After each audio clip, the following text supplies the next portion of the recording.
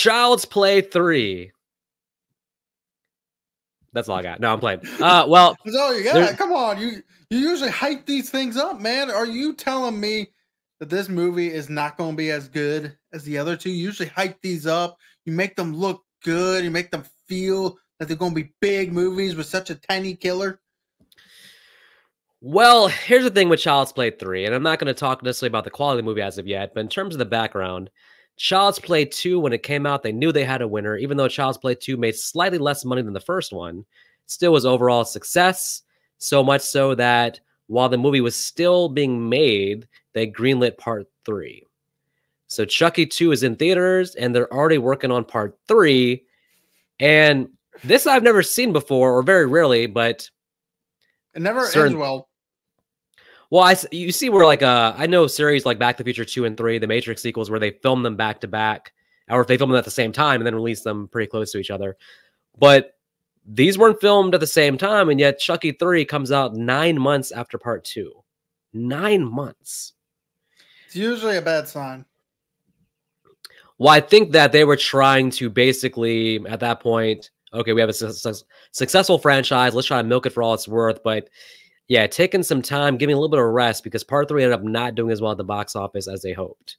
And to a point where it's actually going to somewhat, not kill the series, but the series after this is going to go kind of dormant for about 7 years.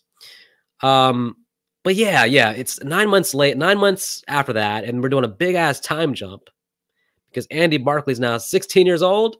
And played by a different actor. Yep, played by Justin Whalen, who, gotta give them credit, looks exactly like what you would picture older Andy would look like. Yeah. It's good casting. Mm. Know who else is good casting? No. Andrew, the guy who really loves to cut hair. Presto, you bald. Yeah, that man, as much as Chucky loves killing, this dude has that same satisfaction for giving haircuts. It's unbelievable. And you know what? I've seen him in a movie you haven't seen him in. Actually, I've seen him in 2 movies you haven't seen him in. Tremors 3, Aftershocks again.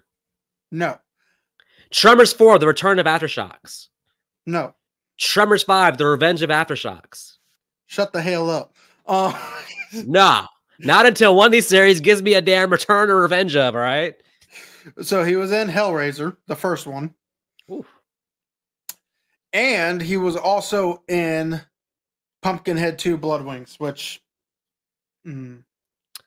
Well, okay. That's all you got to know about Pumpkinhead 2. For me, it's nostalgia. I may have to give that a... I'm out of curiosity. I may have to give that a watch. Is it on Tubi? I think so. I mean, to be fair, a one-time watch is not going to kill your time. Just don't watch it a second time. Well, where we last have epilepsy. Well, yeah, goes without saying. Where we last left off, young Andy was an 8-year-old. Now he's 16 years old, but it's all good because for 8 years now, the corporate assholes have not brought back the good guy dolls. But now, unfortunately, we go to a board meeting where they're making the decision, hey, it's been 8 years. Nobody remembers Andy Barclay. Why don't we throw the good guy doll back on the market? It's been our most successful toy. What could go wrong? Corporate assholes strike again. I'll just say this. If it takes 8 years, if 8 years later you have not created a toy that has kept your business afloat so much where you have to bring back an older toy from a cartoon that is most likely canceled at this point because of the events of 1 and 2. Yeah. I'm surprised you ain't bankrupt. Yeah, what's this company been doing for 8 years to where they have to go back to the good guy doll? You think the good guy doll would have so much bad press attached to it? I guess back then it wasn't. This was before the internet, really, back then. So it's like now, still got the news. Yeah, everybody like today, you'd have the good guy Wikipedia saying, "Damn, this thing is cursed." There's no way there'd be too much bad press to do it, but corporate assholes want to take the risk because it was their most successful doll. Although I was thinking maybe they're banking on the idea of nostalgia, but it's only 8 years later. The kids who had it would be like 15, 16, 17 now. Which means they're going to be bullied if they try to get it again.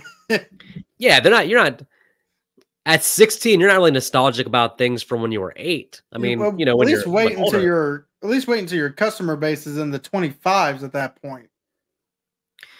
Yeah, it's so funny. But of course, I mean, we know how Chucky gets rejuvenated usually, and that this is the only way to do it is to actually have the corporate assholes want to bring it back. Now they cut to the actual factory from part two, which I guess the entire time they never actually cleaned up his remains or anything. Nope, they just left it there. But then now they're cleaning it up after it's being spider webbed by probably huntsman spiders. I'm not putting that on screen. Yeah, and that's going to, of course, allow a lot of Chucky's prior blood to leak into the new mix. You'd think that blood would be coagulated by now. Yeah, there's nothing that ruins a good milkshake like Chucky's blood. So, well, it's not going in milkshake; it's going in plastic shake. No, to me that looks like batter. Plastic. Not when it goes down and just creates a hole, a black hole, and then nothing. Maybe they're making Good dolls. Maybe they're making chocolate chip cookies. Right? Well, we just don't know. The problem with that is, so some of Chucky's blood is now currently in hundreds of good guy dolls. Yeah, that's really not addressed, but I guess, okay, now what they're going to do basically is they're making one doll specifically to give to the corporate asshole as like a gift. So I guess we can surmise that because it's the first new doll made, even though the blood is spread out through the whole thing, I guess we're just surmise that the first doll is the one that Chucky's spirit or soul goes into. Yeah. You'd think that Chucky's spirit would be able to just jump from doll to doll this time, which actually probably would have made for a pretty fun sequel. Well, I mean, not to give anything away, but I think that Cult of Chucky later in the series kind of gets in more in that territory of having multiple Chuckies and stuff. Yeah, well, corporate asshole is the same one from part one. So, it's the same corporate asshole from part two who, I guess 8 years later, even with no successes, still has his job and probably has moved up in the company even. Well, he has a big ass apartment in his building, in this building that overlooks, is he still in Chicago? Is he overlooking Chicago? So I assume so. So he still has money. I don't know how after 8 years of apparently no success. Yeah, they've just let him well, okay, I guess based on this and based on that, we have to assume that maybe there was some success, but it just seems weird that if there was success, that they're still relying on the good guy doll 8 years later. I'll tell you what, this dude's apartment looks like a damn Toys R Us. Yeah. Let's go back to my joke I said in the second part. Yeah. This guy owns a white van. I think it's a creeper. Yeah. And that's why I have no problems with what Chucky does to him. I mean, this dude looks like a kid in a candy store. He has the damn train station in his thing. He has the he has a golf club. He has a helicopter thing. The helicopter he has seems to have has real blades on it. That thing looks dangerous. The thing did try to cut his head off. Yeah. Well, Chucky's gonna first throw some marbles on the floor and have the dude slip and slide like it's Home Alone. Whee! And he's gonna do some dart practice and get the dude in the back with some darts. That's gonna hurt. You look like you just heard Chucky in the background, and is everything all right over there? You look down like, what? Is Chucky here? Yeah, my cat just came up and attacked my fucking leg. That seemed to really make you angry. Well, how do you feel about having claws and bare skin? Oof. Yeah. That sounds bad. Well, anyways, corporate dude is dead. And now Chucky is looking for Andy's file because at this point he still believes Andy is the only person he can transfer his soul into. Yeah, it's always kind of the same. I'm glad that Andy's at the military academy because they did need to switch it up and do something different here. We're kind of repeating things now with them just having to try to get into Andy's body and stuff. And I'm glad we have a different setting at least. I do look, the military academy is going to be a fun, unique setting for this movie. With a new baby, a new child, because let's face it, if Chucky tried to do this with adults, it wouldn't work out well. Yeah. Yeah. And Chucky's going to mail himself to the academy somehow. How the hell did he get himself in the box and seal it? I don't understand. It's the second Chucky he's possessing. Who's helping him? Jeez. I'm telling you, he has multiple Chuckies. The other thing too is like, how long would it take for him to get mailed there? Because I feel like the clock is ticking once he gets his new body in terms of like how long before it no longer works for him even to do the soul transformation. We saw in part 2 that by the end of part 2 it didn't even work. So it's like it's a lot of time being spent with him being shipped to the academy. At least a couple of days, right? Express shipping. Ah. I mean, he just killed the rich guy. He took his credit card and shipped himself with it. Yeah, so he's doing overnight shipping. All right. Okay. Yep. Well, Tyler is tasked with Tyler's our new kid actor in the movie, and he's tasked with delivering the doll to Andy Barkley, as it says on the label. And but now instead, he's a good guy. He's gonna just steal the doll. Yeah, because he now sees it's a good guy doll. So, and he's excited and takes it. And now Chucky realizes, hey, I'm in a new body. I can transfer my soul to this kid. Now, I saw the commercial.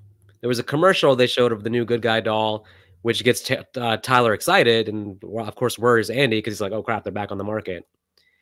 Trying to picture myself as a kid. I know it's a different market and it's hard for me to conceptualize how a kid feels, but was there anything about the good guy commercial that makes you think that that would be something that a lot of kids would want? Like, it's a generic commercial, generic doll, and the doll is nice, I guess, but the doll being nice apparently captures the kids' imaginations. Yeah, see, why was this doll so successful? I don't understand. When I was growing up, my doll when I was Tyler's age was Norbit. Okay. Not Norbert, Norbit from Harry Potter when he was a baby dragon. Okay, I gotcha. That was my doll. I had a Sting doll. I was a wrestler, but that was like the only. I mean, I had action figures too, but to be fair, those are action figures. You're meant to play with them. You're not meant to cuddle them. Yeah.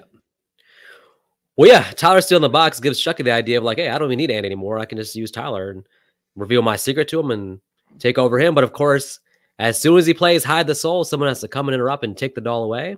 Happens to be the commander of the base, who's going to go straight to throwing him in the trash. Which then Chucky, realizing I'm going to die, starts screaming like crazy.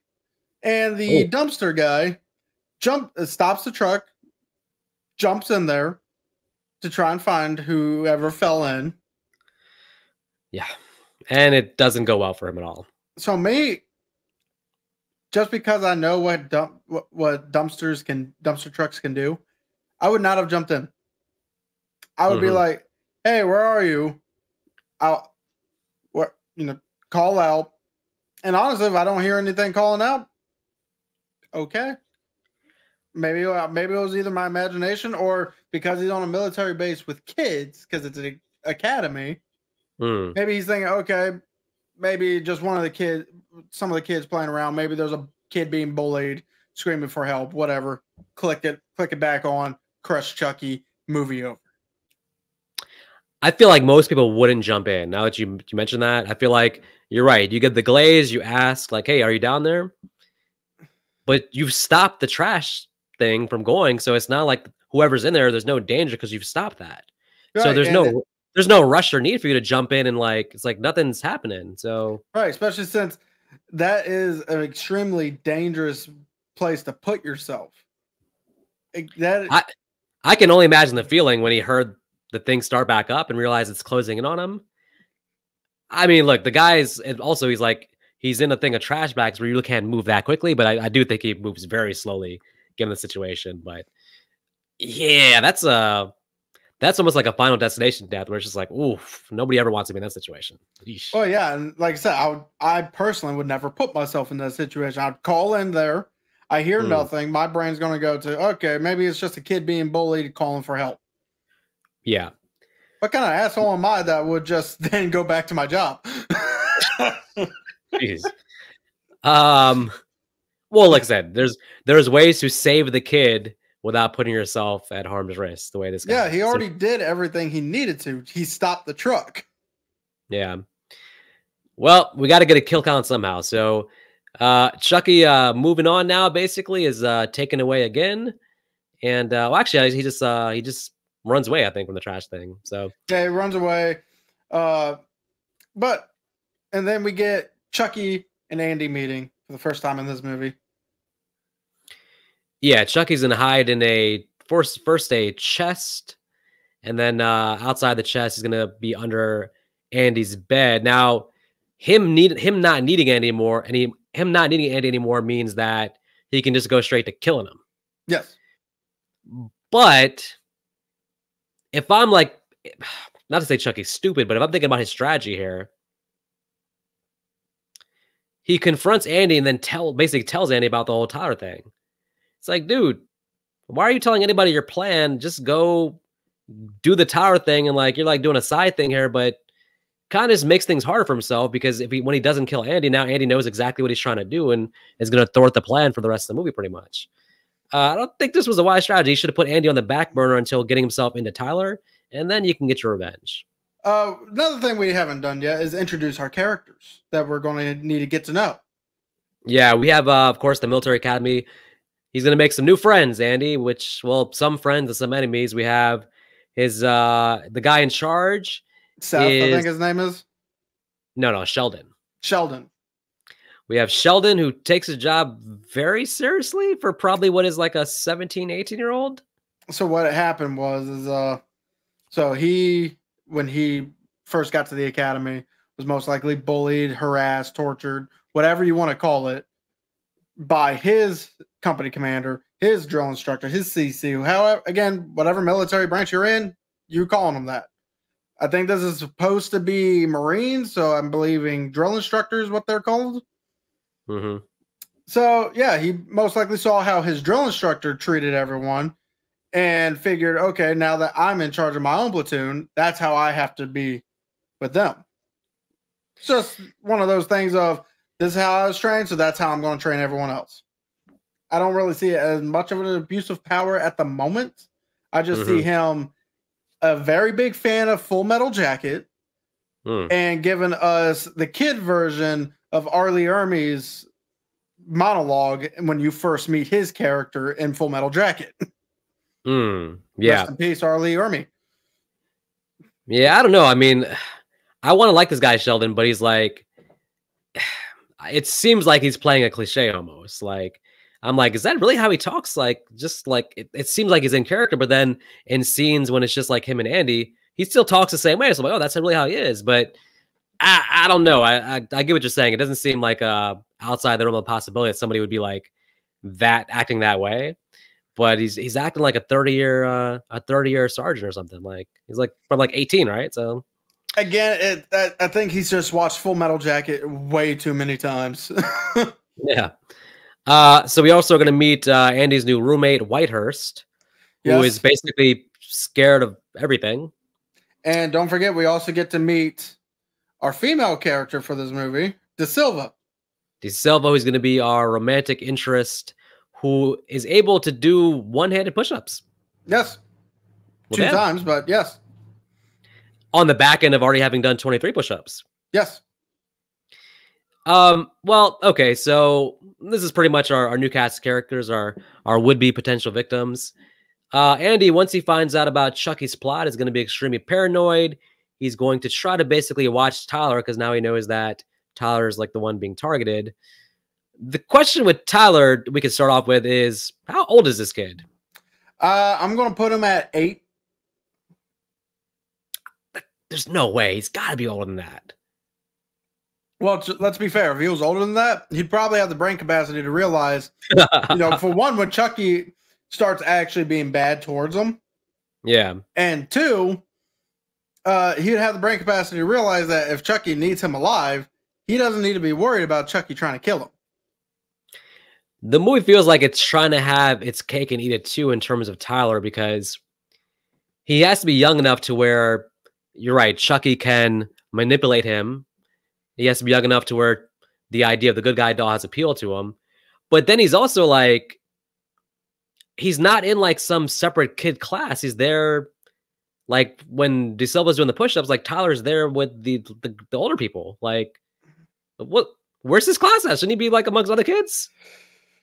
Well, I'm assuming there is no other kids. He's the only kid except this academy. Like he's the only third grader in this academy. I mean, geez, like I don't know. I mean that's kind of Tyler is young, but it's hard to believe anybody would fall. Like, okay, when he first encounters Chucky, Chucky jumps right out the doll and starts talking like crazy Chucky, and Tyler's just like, I've never seen a doll like you before. I thought you only said 3 sentences. I'm new and improved. And the whole first half of the movie, he's just like, Chucky's a cool guy. It takes a lot for him at the end to be like, hey, I don't think you're a nice guy. It's like, Chuck is like, you really just figured it out? Well, he even plays hide and seek with Chucky. Which shows this kid's intelligence because he had a feel because he somehow knew Chucky was going to find him at night. So he has the card. He has enough mental capacity to realize Chucky is after me. So I'm going to put this card that says, come find me. This is the worst game of hide and seek ever. You're telling me this kid has the entire military academy to work with and hides somewhere where Chucky immediately finds him 2 minutes later. Kid, you had the whole academy. How'd you get found out 2 minutes later? I feel like it's because he's trying to play fair to an extent, because if he used the entire academy, Chucky never would have found him. This is a real game of hide and seek. The whole rest of the movie would have been like Chucky being like, where the hell is that kid? I've looked everywhere. It's like the whole movie's just like, like this is the forever game of hide and seek. And that kid's just sitting there and probably in the laundry machine and the dryer, just sitting there waiting for Chucky to open it up. It's like, man, how much longer do I gotta wait? I'm getting hungry. Yeah. So we get a lot of Andy kind of interacting with De Silva, who seems to like him for no real reason given, other than him being the new kid.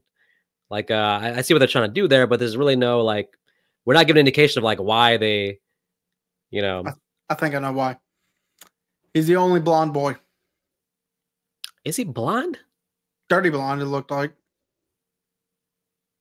I don't think he'd be the only one, but either way, maybe. To be fair, he probably wasn't, but he's the only one out of the cast.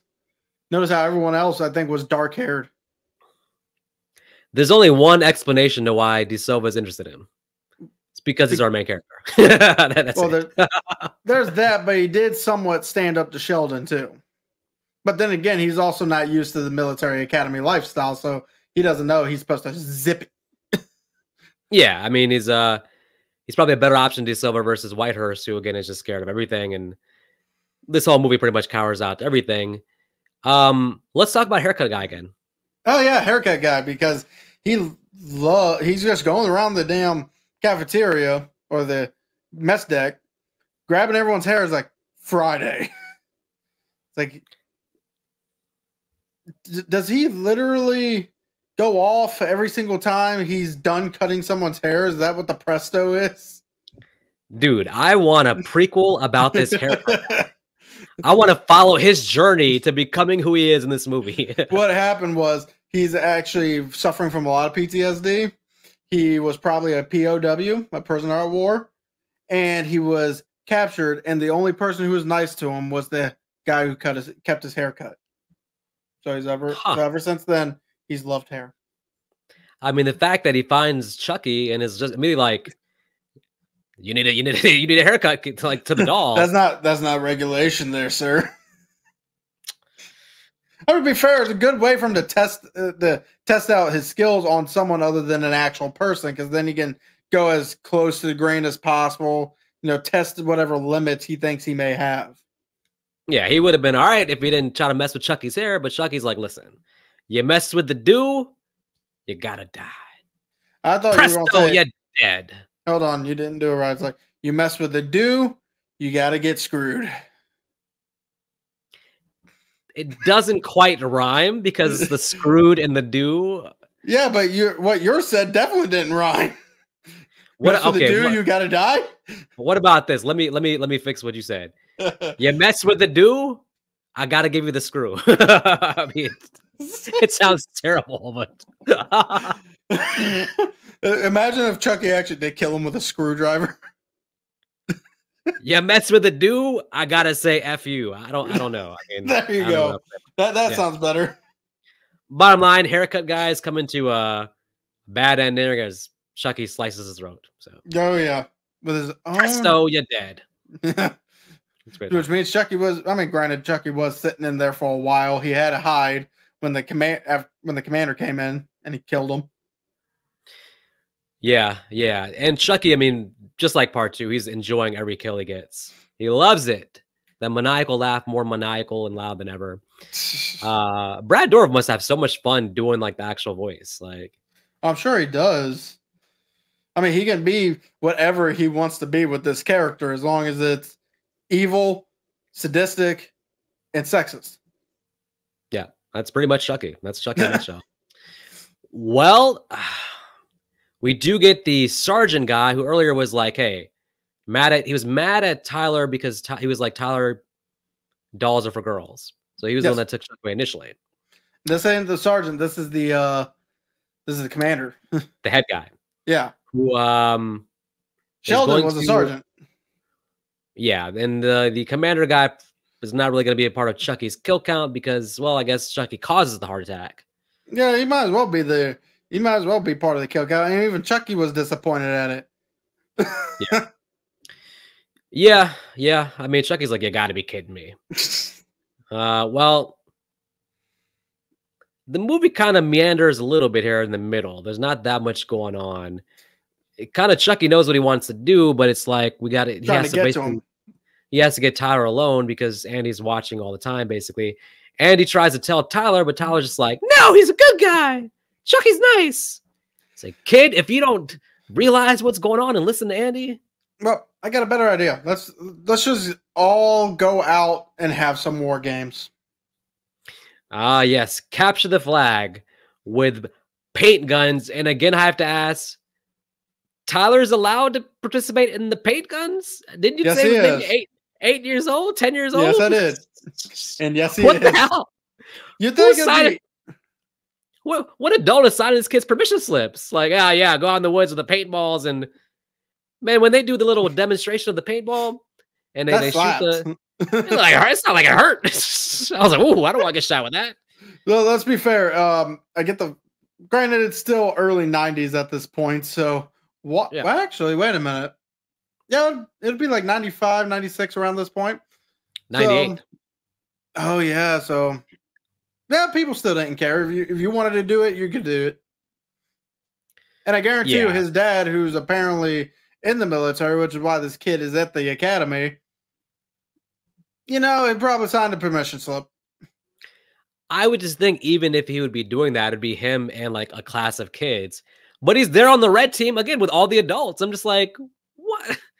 Okay, anyways, that's going to be one thing, one inconsistency that's in the writing. I'm just like, it's kind of weird. But Chucky's going to really make this a fun war games because he's going to replace the paint on the red team, replace the gun. Real bullets. Genius. He's lucky. Genius tactician. The red team is very lucky they only killed one person in that whole gunfire. Dude, that could have been a massacre, but luckily they realized pretty quickly, like, live bullets, real bullets, stop. Fortunately for poor Sheldon, he's got to be the one. Unfortunately for Sheldon, he's got to be the one to take the bullet. Now, which is funny because Sheldon the whole time was still being your typical bully, but also not believing in anything of the whole thing. Even when he sees Chucky speaking to him, he's just like, are you kidding me with this? I don't even think he really took it seriously until he finally got shot. This dude was so committed. Even when Tyler shows up and like is basically saying like I'm in trouble, he's still just like, oh, we gotta take down the red team. Like, man, get out of character for 1 second. I'm assuming Sheldon has not lost a single war game because I think they even said that they've won 2 or 3 times before this. Well, he's taking an L here. A big L. Yeah, well, he's taking a death L. Yep. In all the commotion with the live bullets and all that, Tyler gets away. Yeah, but Chucky's gonna throw a grenade first. Poor poor Whitehurst is going to make the decision to throw himself on the grenade to be able to protect everyone from the flying shrapnel that would have taken out at least half of them. I understand what they're trying to do with the character. They're building up like, okay, he's scared. He needs to take a stand. He needs to stand up for himself. I wish the sacrifice would have been more appreciated and given more attention. It feels like the characters move on very, very quickly. So I don't feel like he gets the proper acknowledgement for what he did there. He basically saved all their lives.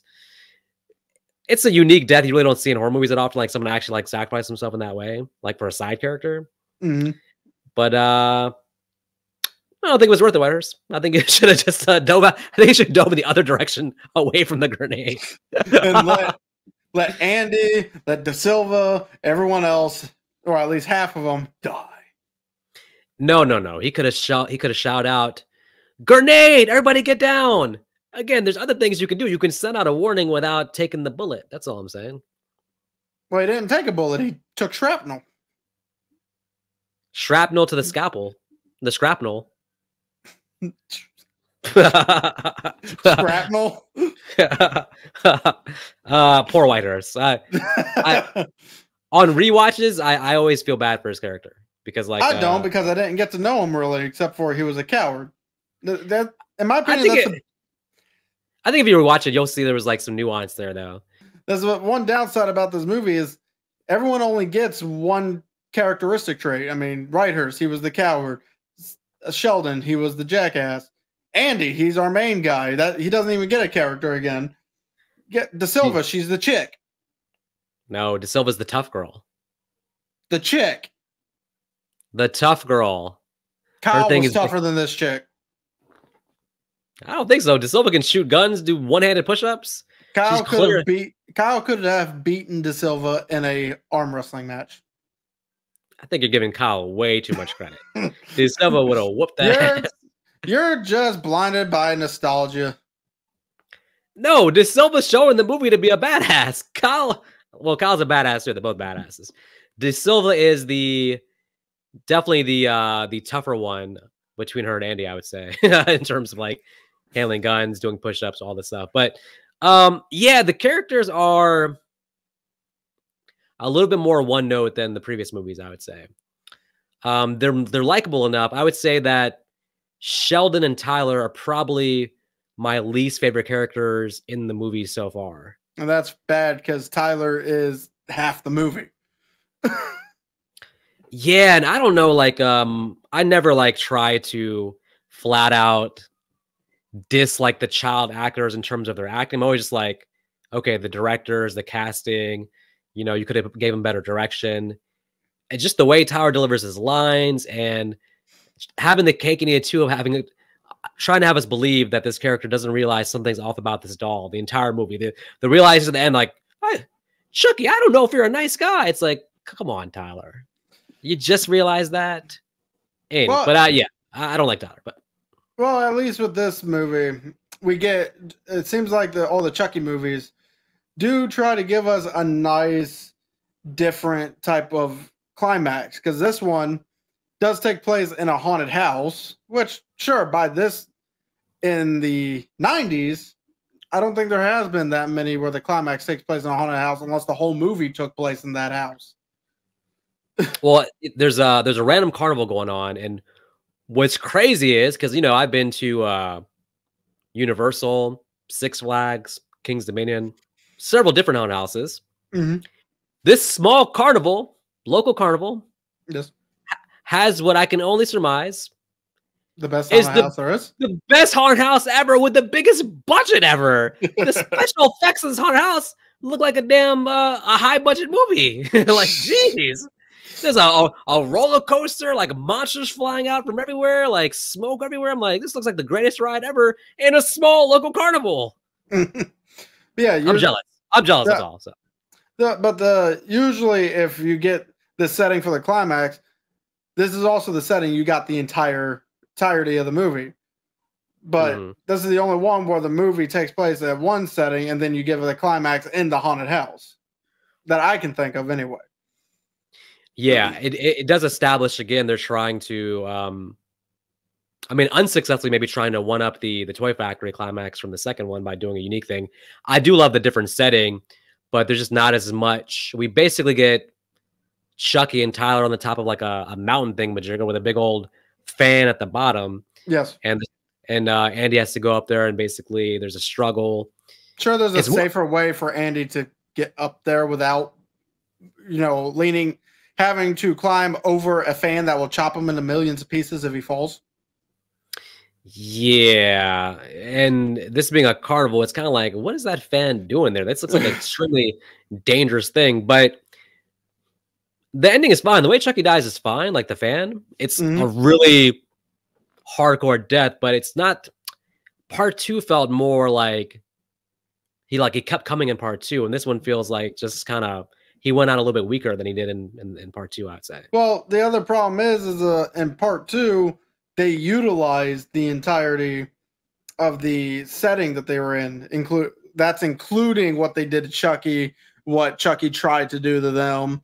But in this one, it's a few things here and there. Chucky gets his face half ripped off, but after that was cool. But after that, it's literally just a one note. I'm going to say my spell, and Andy's going to stop me. And the thing too is, as soon as you see that fan, you can immediately just predict, like, okay, Chucky's going to end up flying onto this fan. Well, at least they definitely destroyed the heart there. Yeah, I mean, yeah, it's very interesting because I don't even remember how Chucky comes back and brought up Chucky. I sort of do, but it'd be interesting to revisit that. So basically, this movie, though, actually, it sort of killed the franchise for a couple years because, of course, they had rushed it out. I think with the character stuff we're talking about, a lot of that stuff is like script things where maybe if they weren't such a rush, they could have taken more time to develop the characters. You could easily, this movie's short, you could have easily added like 15 minutes more of just like character stuff instead of making everybody one note. I feel bad for Andy at the end because he gets taken away in a police car. It's a really down and sort of depressing ending for Andy. Well, unfortunately, they're going to constantly blame him. What else? Again, them saying, oh, it was the demented doll that is now this time not even in the vicinity because he's in millions of pieces. They never really address like, who's taking accountability for these murders?